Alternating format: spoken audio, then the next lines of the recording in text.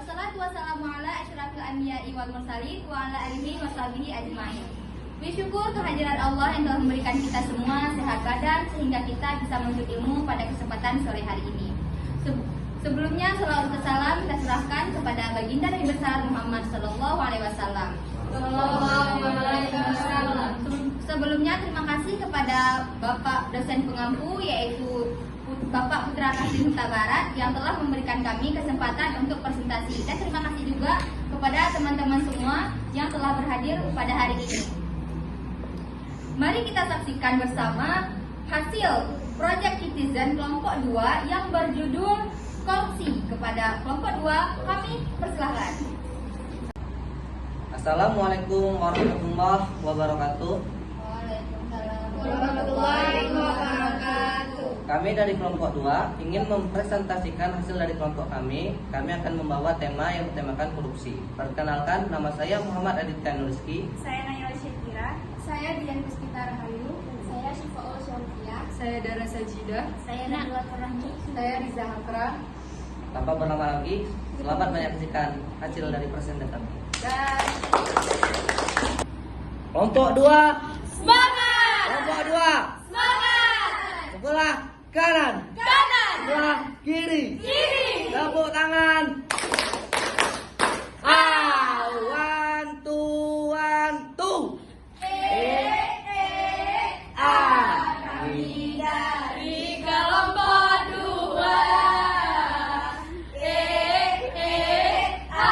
Kami siap bersenang-senang. Kelompok 2 Mantap! Untuk memberkahi proses Project Citizen kita hari ini, kelompok 2 akan membawakan lantunan ayat suci oleh Dara Sajidah. Kepada Dara Sajidah, kami persilakan.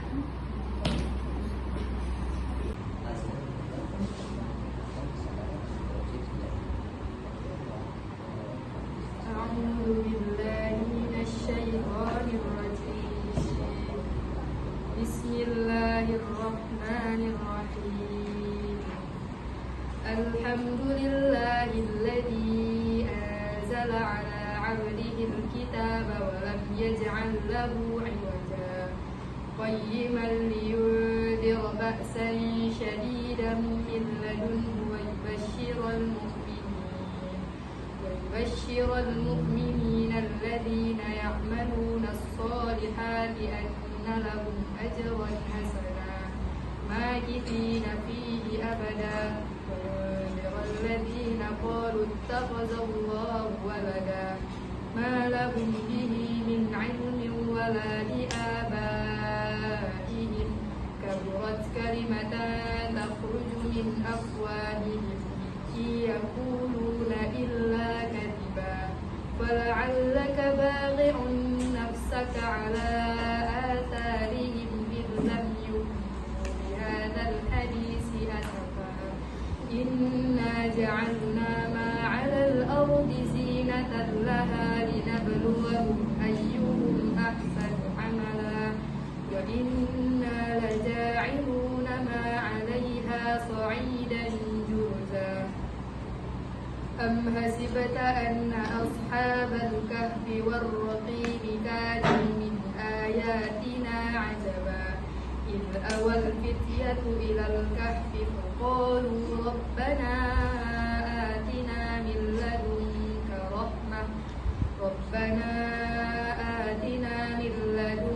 رحمة وهيئ لنا من أمرنا رشدا صدق الله العظيم. Masya Allah, barakallah, semua hati sudah adem ayem. Mari kita langsung masuk ke dalam materi, yaitu materi definisi korupsi yang akan disampaikan oleh teman kita Dian Puspita Rahayu. Kepada Dian Puspita Rahayu, kami persilakan.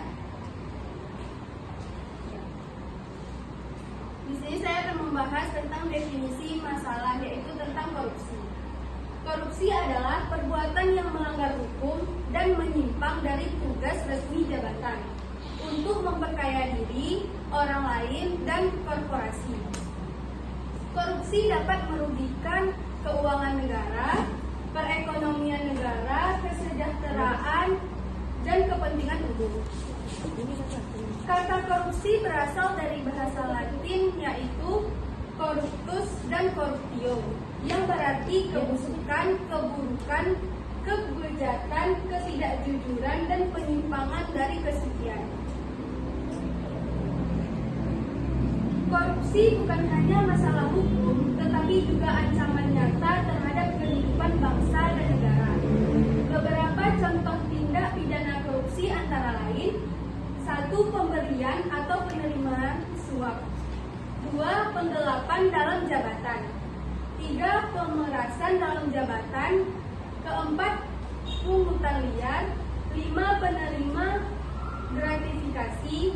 6. Benturan kepentingan dalam pengadaan barang atau jasa. Perbuatan curang. Sekian dari saya, terima kasih. Wah, bener banget ya teman-teman penyampaian dari teman kita tadi. Korupsi memang sangat merugikan banyak pihak. Semoga kedepannya nama-nama kita tidak ada ya di jajaran tikus-tikus berdasi tersebut. Nah, selanjutnya penampilan nyanyian lagu Garuda oleh kelompok 2. Kami persilakan. Kami akan menampilkan lagu yang berjudul Garuda Pancasila. 1, 2, 3. Garuda Pancasila, akulah pendukungmu.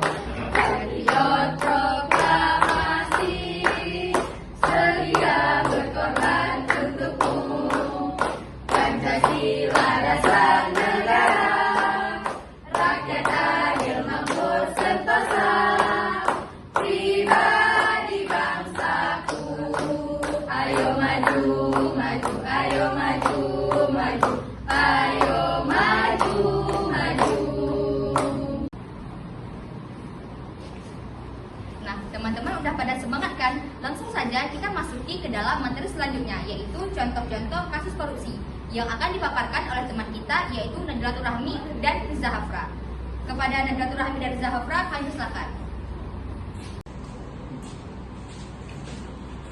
Baik, kami akan mempresentasikan tentang kasus tentang korupsi. Salah satunya ialah kasus penyerapan lahan negara untuk kelapa sawit. Nah, kasus korupsi dengan catatan kerugian negara terbesar yakni sektor kehutanan. Kasus ini penyerapan lahan negara untuk perkebunan kelapa sawit seluas 37.095 hektar di Kabupaten Indragiri Hulu, Riau. Lahan tersebut digarap tanpa izin oleh Duta Palmas sepanjang 2003 sampai dengan 2002. Kerugian negara dalam kasus ini mencapai 104,1 triliun. Baik, angka tersebut menurut hasil pemeriksaan bersama dengan Badan Pengawasan Keuangan dan Pembangunan BPKP berasal dari kerugian keuangan negara senilai 4,9 triliun dan kerugian perekonomian negara sebanyak 99,2 triliun. Gimana teman-teman? Paham nggak nih yang dijelaskan barusan? Paham? Paham nggak? Paham. Singkat saja. Paham. Selanjutnya kita akan melanjutkan materi, yaitu penyelesaian masalah yang akan disampaikan oleh Syifaul Syakiyah dan Naila Syakira. Kepada Syifaul Syakiyah dan Naila Syakira, kami persilakan.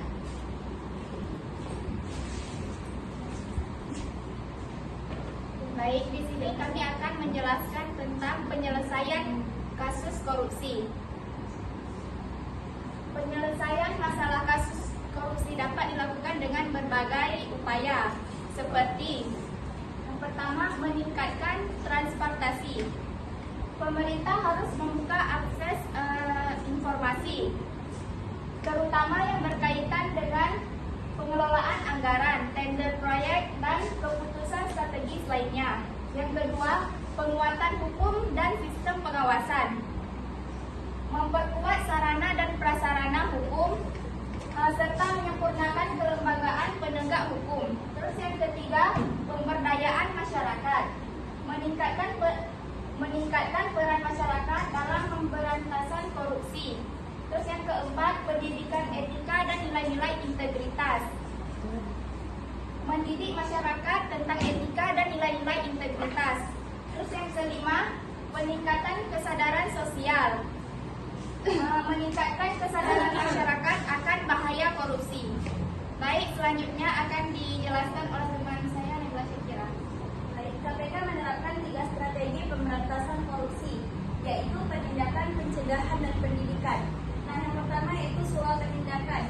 Soal penindakan adalah strategi represif KPK dalam menyeret koruptor ke meja hijau, membacakan tuntutan, serta menghadirkan saksi-saksi dan alat bukti yang menguatkan.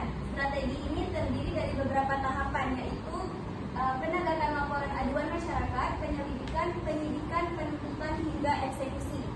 Yang kedua ada soal pencegahan. Harus diakui masih banyak sistem di Indonesia yang membuka peluang terjadinya korupsi. Misalnya rumitnya prosedur pelayanan publik atau berbeliknya proses perizinan, sehingga memicu terjadinya penyuapan dan penyalahgunaan kekuasaan. Yang terakhir ada soal pendidikan. Soal pendidikan ada digalakkan dengan kampanye dan edukasi untuk menyamakan pemahaman dan persepsi masyarakat tentang tindak pidana korupsi, bahwa korupsi berdampak buruk dan harus diperangi bersama.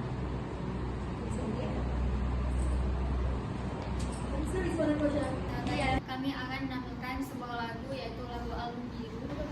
Buka album biru, penuh debu dan busa. Ku pandangi semua gambar diri, kecil bersih belum ternoda. Pikirku pun melayang, dahulu penuh kasih.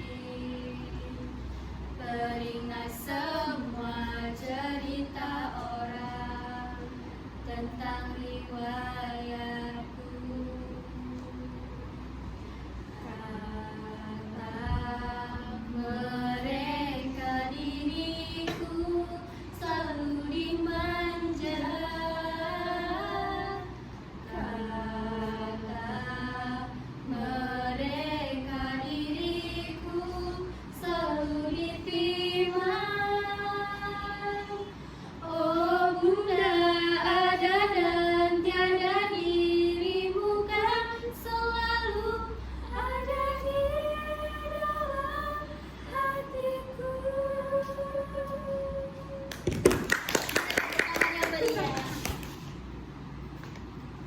Selanjutnya materi terakhir yang akan disampaikan oleh Aditya Nurski, yaitu saran dari kelompok 2. Kepada Aditya Nurski kami persilahkan.